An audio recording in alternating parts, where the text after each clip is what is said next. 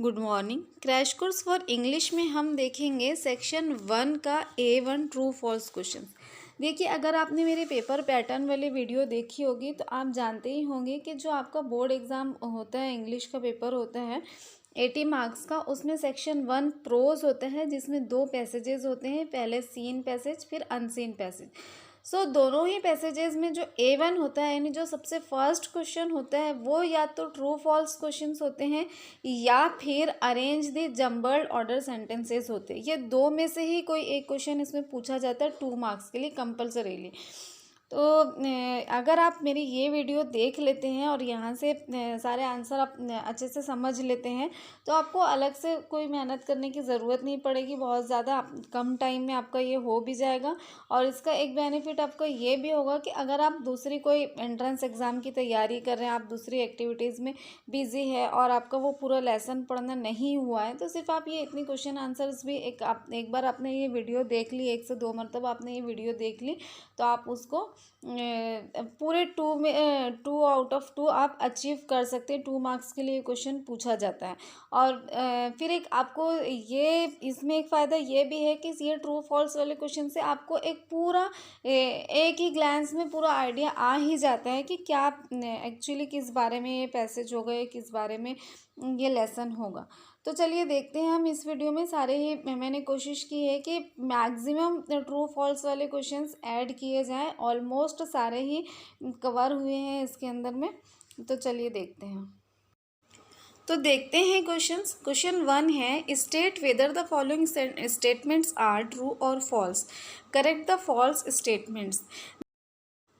The astrologer gave a correct prediction to the client about his past, that he was stepped thrown into a well and left for dead. ये answer true है। Astrologer ने उसके बारे में सही बताया था कि किसी ने उसे मारकर कुएं में फेंक दिया था। तो answer is true. Second one, when the astrologer came to know that the man whom he killed is alive, he felt that he was relieved of his guilt. ये भी ट्रू है। जब एस्ट्रोलॉजर को पता चलता है कि इतने साल से जो वो समझ रहा था कि उसने एक इंसान का मर्डर किया है वो जिंदा है, जब उसे ये पता चला तो एक बहुत बड़े गिल्ट से वो आज़ाद हुआ, उसे बहुत रिलैक्स फील हुआ।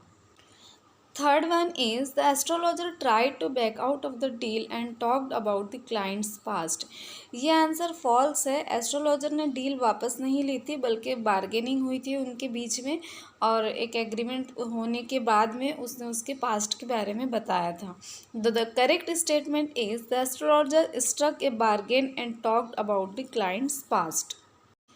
Fourth one, the astrologer rescued himself from Guru Nayak's revenge. ये ट्रू है आंसर इसका।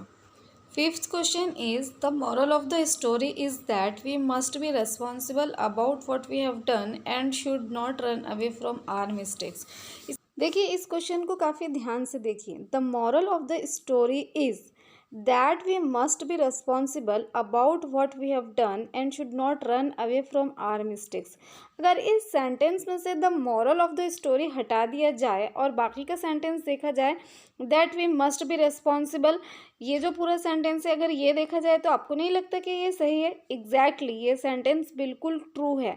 लेकिन ये इस स्टोरी का मॉरल है क्या? ऑब्वियसली नहीं। इस स्टोरी का मॉरल कुछ अलग है, इसलिए ये स्टेटमेंट आपका फॉल्स होगा। तो इस तरह के ट्रिकी क्वेश्चंस 1-2 तो पेपर में रहते ही हैं जो कि आपका मेरिट डिसाइड करते हैं। जो हाफ मार्क, 1 मार्क और कुछ पॉइंट से किसी का मेरिट रह जाता है, किसी का टॉप रह जाता है, तो वो इसी तरह के क्वेश्चन से ही वो डिसाइड होता है कि ऐसे एक ग्लांस में तो आपको वो ट्रू लगता है लेकिन उसका आंसर फॉल्स होता है, या आपको फॉल्स लगता है उसका आंसर ट्रू होता है, या इस तरह से कुछ और भी आप आंसर कुछ और समझते हैं पर इंटरप्रिटेशन जब उसका किया जाए तो उसका मीनिंग और निकलता है।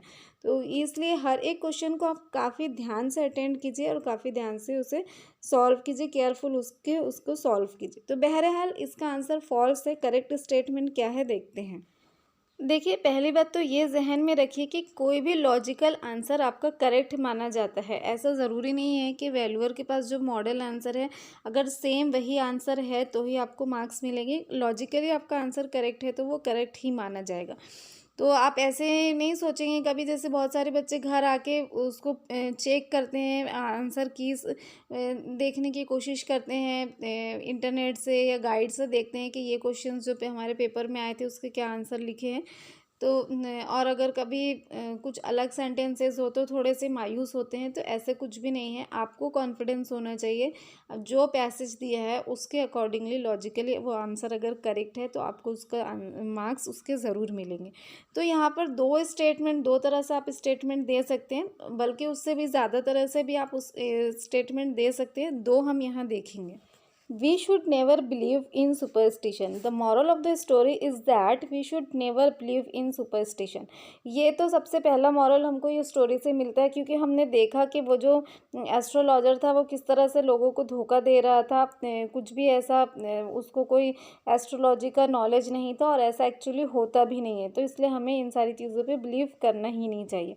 दूसरा मॉरल इस स्टोरी का ये है, a man's guilt always remain as an unbearable load in his heart, कि जब इंसान कोई गलती करता है तो उसका गिल्ट हमेशा ही उसके दिल में रहता है। यानी इतने साल भी हो गए थे और जैसे ही उसकी नज़र उस आदमी पर पड़ी तो वो एकदम खौफ से कांपने लगा और कोशिश करने लगा कि वो आदमी वहाँ से वापस चला जाए। इसलिए आप अगर कुछ गलती करते हैं तो वो तो हमेशा आपके मन में रहता ही है उसका बोझ। तो ये दो मॉरल मैंने एसेस की है, और भी काफ़ी सारे मॉरल्स इस स्टोरी से निकलते हैं।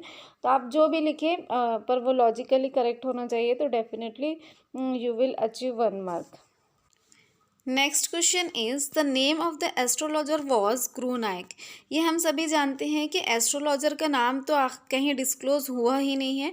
उसके पास जो कस्टमर आया था उसका नाम गुरु नायक था। So statement is false and the correct statement is customer's name was Guru Nayak. Next one is a passers by had saved the other man. ये ट्रू है। 8th one, the astrologer took out a pinch of salt and held it to the other man. ये हम सभी जानते हैं कि उसने अपने पास में एक राख रखा था जिसको वो सेक्रेड ऐश बोलता था, मुकद्दस राख या पवित्र राख, और वही उसने उसको दिया था। So this statement is also false. Correct statement is the astrologer took out a pinch of sacred ash and held it to the other man. Next is a knife had passed through the other man long ago. This is also true. Next one is bitter problems in day-to-day life can be solved by sweet words. Story से यही moral मिलता है और यही fact भी है कि अगर हम हमारी ज़बान मीठी रखें तो ज़िंदगी के बड़े बड़े मसले हल हो सकते हैं। So here also answer is true. Next question is great wars could have been avoided by little courtesy. ये question on saying please unit से है और हमें इस यूनिट से यही सीखने के लिए मिलता है और ऐसा ही होता है। फैक्ट भी यही है कि अगर हम थोड़ी से तहज़ीब अखलाक बता दें, हमारे मैनर्स अच्छे हों, तो बड़ी बड़ी जंगें टाली जा सकती हैं। So statement is correct and your answer should be true. Next one is words like please and thank you help us in making our passage through life uneasy. ये स्टेटमेंट फॉल्स है, क्योंकि ऐसा होता है कि अगर हम प्लीज़ और थैंक यू का इस्तेमाल करें तो हमारी लाइफ ईजी होती है। So correct statement is words like please and thank you help us in making our passage through life easy. Next one is observance of etiquette in a normal situation is important, but more important is their observance when the situation is adverse. Absolutely true. ये answer correct है। Next one is the law permits anybody to use violence if another person discourteous. This statement is false. The true statement or correct statement is the law does not permit anybody to use violence if another person is discourteous. देखिए जब थोड़े बहुत sentences change होती है तो grammar भी बदलता है। जैसे वहाँ पे परमिट में एस लगा है, परमिट्स लिखा है वहाँ पर, लेकिन जब आप आंसर लिखेंगे तो आप डू नॉट का इस्तेमाल कर रहे हैं, तो वहाँ आपको डू नॉट नहीं डज नॉट लिखना है और परमिट का एस हटाना है, परमिट लिखना है, परमिट्स नहीं लिखना है। तो इन बातों का आप थोड़ा ध्यान रखेंगे, क्योंकि स्लाइटली रॉन्ग आंसर के लिए भी क्रेडिट नहीं है। स्लाइटली रॉन्ग आंसर पे आपके पूरे मार्क्स कट जाएंगे। Next questions are from the cop and the anthem. First is Soapy broke the glass of the shop window. ये स्टेटमेंट करेक्ट है, so answer is true. Soapy ने ही shop window का glass तोड़ा था। Second is nobody heard the breaking of the window.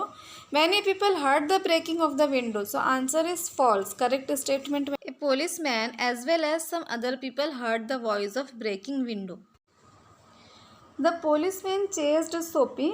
Answer ये इसका false है. Policeman did not chase Soapy. Next one, Soapy did not run away from the police. ये statement correct है यानी answer is true. Next question is the restaurant Soapy entered was an ordinary one. True है ये बिल्कुल. Next question is policeman ate beef steak, flapjacks, doughnuts and pie. ये answer false है क्योंकि पोलिसमैन ने नहीं बल्कि सोपी ने ये खाया था. तो so correct statement is Soapy ate beef steak, flapjacks, doughnuts and pie. Next questions are from big data big insight. तो first one is every student's level of understanding is the same. False है. Every student's level of understanding is different. Next, big data has brought about a big negative change in the education industry. ये statement false है. Correct statement is big data has brought about a big positive change in the education industry. Next one is designing the course material to cater to different requirements of the student is a good idea. ये statement true है. ये एक बहुत ही अच्छा idea है और आपकी book में भी यही लिखा है कि डिफरेंट स्टूडेंट्स के डिफरेंट रिक्वायरमेंट के हिसाब से कोर्स मटेरियल डिज़ाइन करना एक गुड आइडिया है. Next one is big data has provided a solution to the one size fits all pitfall. Answer भी ट्रू है. ये स्टेटमेंट करेक्ट है. तो ये हमारे स्टार्टिंग के 4 यूनिट्स के ट्रू एंड फॉल्स सारे हो गए हैं. इसके आगे का हम नेक्स्ट वीडियो में देखेंगे इंशाल्लाह.